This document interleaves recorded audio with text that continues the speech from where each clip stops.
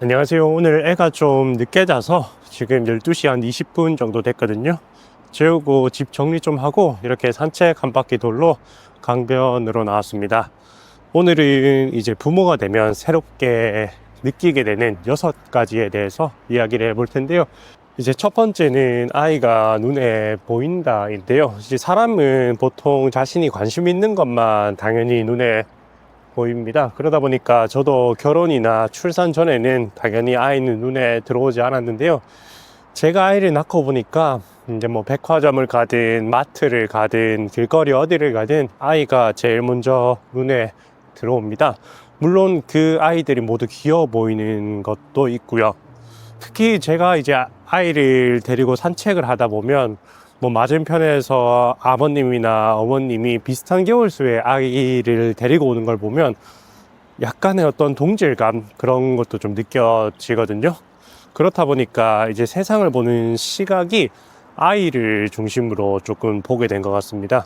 이제 두 번째는 대중교통, 특히 기차에서 아이를 데리고 타는 부모님의 마음이 이해가 간다인데요.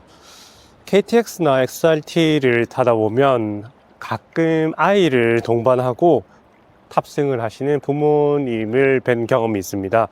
대부분의 경우에는 아이가 조용히 잘 넘어가는데요. 한 번씩 보면 꼭 울거나 떼를 쓰거나 해서 부모님이 아이를 밖으로 데리고 나가는 경우가 있더라고요. 제가 아이를 낳기 전에는 이제 그런 거를 보면 뭐 그냥 우는구나, 부모님이 아이를 데리고 가는구나 정도를 생각을 했었는데요. 지금은 약간 감정이입이 돼서 그런지 그 부모의 마음이 좀 이해가 되는 것 같습니다. 단순히 그 아이가 이제 울 때뿐만 아니고 기차를 탑승하기 전부터 얼마나 많은 고민을 했을지 상상이 되는데요.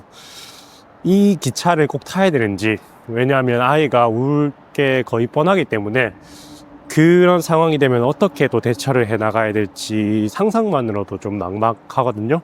그런 심정이 좀 이해가 되는 부분도 있고, 제가 아이를 낳고는 아직 그렇게 장거리 기차를 탄 적이 없어서 우는 아이를 만난 적이 없는데, 앞으로는 이제 그런 아이를 좀 만나더라도 뭐 좀 자연스럽게, 어떻게 보면 약간 안쓰럽게 바라보면서 넘어갈 수 있지 않나 싶습니다. 세 번째는 카페에 아이를 데리고 오는 부모의 심정이 이해가 간다인데요. 제가 당연히 아이를 낳기 전에는 어린 아이를 데리고 카페에 오는 부모님들이 왜 데리고 오는지를 이해를 하지 못했습니다. 특히 유모차에 태워야 될 정도, 거의 뭐 100일, 200일 정도 돼 보이는 아이를 데리고 오는 사람들을 볼 때면, 아니 저렇게 어린데 왜 굳이 카페를 와야 될까라고 생각을 하곤 했었는데요. 지금은 그게 왜 그런지 100% 이해를 할 것 같습니다. 저도 아이를 보다 보면 하루 종일 이렇게 집에 같이 있으면 좀 미쳐버릴 것 같은 적이 한두 번이 아닌데요. 그럴 때 이제 잠깐의 산책이라든가 카페를 같이 가주게 되면 좀 리프레시 되는 그런 게 있는 것 같습니다. 길지도 않아도 됩니다. 뭐 1시간이 안 되면 30분, 단 10분이라도 잠시 바람을 쐴 수 있으면 그걸로 인해서 좀 재충전이 되는 느낌이 있는데요.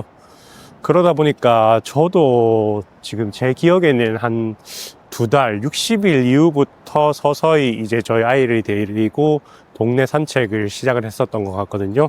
그래서 카페도 가고 지금은 이제 식당에서 같이 밥도 먹기 시작하는데, 지금 와서 생각해 보면 아이가 어리다고 해서 그 아이를 데리고 왔다는 걸 단순히 안 좋게 바라볼 수는 없는 것 같습니다. 결국 그 부모님도 정말 참다 그 답답함을 이기지 못하고 나왔을 심정을 알기 때문에 조금이라도 그 부모님이 쉬다 가셨으면 하는 마음이 있는 것 같습니다. 그래서 세 번째는 카페에 아이를 데리고 온 부모님의 심정이 이해가 된다입니다. 네 번째는 식당에서 아이에게 미디어 노출, 태블릿이나 스마트폰을 보여주는 것이 이해가 된다입니다. 솔직히 말하면 저희 아이도 이제 한 300일 정도 다 되어 가는데 저도 가끔씩 미디어 노출을 해주긴 합니다. 뭐 매번 하는 건 아니고요. 특히 조용히 해야 되는 상황이나, 아니면 저희도 밥을 먹고 싶은데 배가 너무 고픈데 도저히 아이를 어떻게 할 수 없을 때 한 5분, 10분 정도는 보여주곤 하는데요. 아이를 낳기 전에는 이제 식당에서 밥 먹을 때 태블릿을 어린아이가 보고 있으면 아니, 저렇게 어린아이에게 태블릿을 보여줘도 되나라고 생각을 했었는데요. 지금은 이제 그거를 보여주는 부모의 심정이 어떤지 100% 이해를 할 수 있을 것 같습니다. 저도 당연히 아이를 낳기 전에는 우리 아이는 미디어 노출을 최대한 늦게 할 거야 라고 생각을 했었습니다. 근데 현실 육아는 또 그렇게 간단하지가 않더라고요. 이제 얼마 전에도 식당에 다행히 좌식이 있어서 거기에 앉아서 아이랑 같이 밥을 먹었는데요. 주변에 다른 고객들이 없어서 아이를 풀어놓았음에도 불구하고 아이가 계속 저희에게 달려드는 바람에 밥을 제대로 먹을 수 없어서 결국 이제 스마트폰을 조금 보여줬는데요. 상황이 그렇다 보니까 뭐 이론상으로는 두 돌 이전에는 미디어 노출을 최대한 안 하는 게 좋다고 하더라고요. 근데 저조차도 그거를 지키기가 쉽지가 않았습니다. 그렇다 보니까 나이가 어리더라도 미디어 노출을 조금 보여주는 것에 대해서 조금은 바뀐 시각을 가지지 않았나 합니다. 물론 제가 맞다는 건 아닙니다. 아마 뭐 많은 분들이 두 돌, 세 돌 이후에 보여주는 게 좋다고 하기 때문에 그 말이 맞겠죠. 근데 저는 현실적으로 그 부분이 굉장히 어려웠다는 점. 그래서 부모님들이 미디어 노출을 조금 하더라도 충분히 어떤 심정으로 하고 있구나라는 것을 이해는 간다는 점입니다. 5번째는 친구들 모임이나 약속에 잘 오지 못하는 친구가 이해가 된다입니다. 물론 제가 뭐 친구들을 엄청 많이 만나는 스타일은 아니긴 한데요.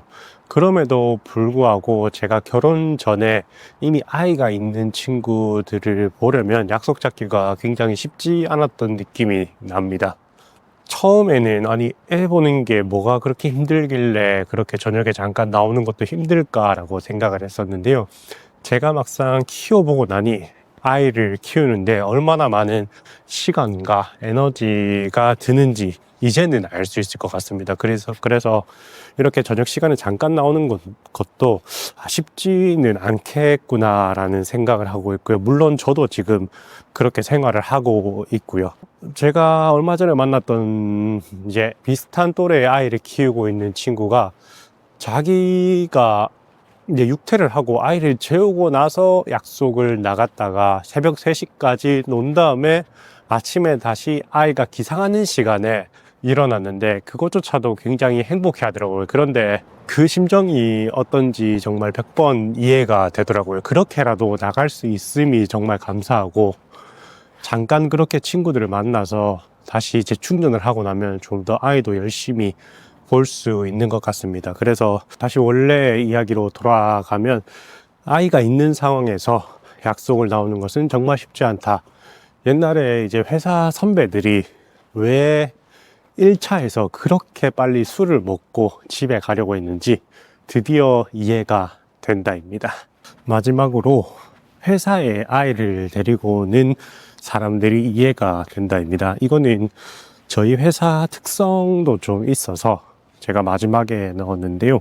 아이를 낳기 전에는 회사에 왜 아이를 데리고 왔지? 뭐 무슨 사정이길래 라고 생각을 했었습니다. 물론 뭐 안이 꼽게 보거나 기분이 나빴던 건 아니고요. 순수하게 정말 회사에 왜 아이를 데리고 올까라고 생각을 했었는데요. 지금 와서 생각해 보니까 피치 못할 사정이 있었겠구나. 뭐 아이가 방학이라던가 갑자기 어린이집을 아파서 못 가게 됐다던가 아니면 봐주시기로 했던 조부모님과 스케줄이 맞지 않았던가 하는 그런 사정이 있었을 것 같은데 단순히 그냥 왜라고 궁금해했던 그 상황에서 이제는 100% 그 입장을 이해하는 상황이 되다 보니까 이 부분도 제가 아이를 낳고 나서 새롭게 깨닫게 된 점이 아닐까 합니다. 네, 오늘 이렇게 육퇴하고 산책하면서 부모가 되니 달라 보이는 6가지에 대해서 한번 이야기해 보았는데요. 앞으로도 좋은 이야기로 찾아뵙도록 하겠습니다. 시청해 주셔서 감사합니다.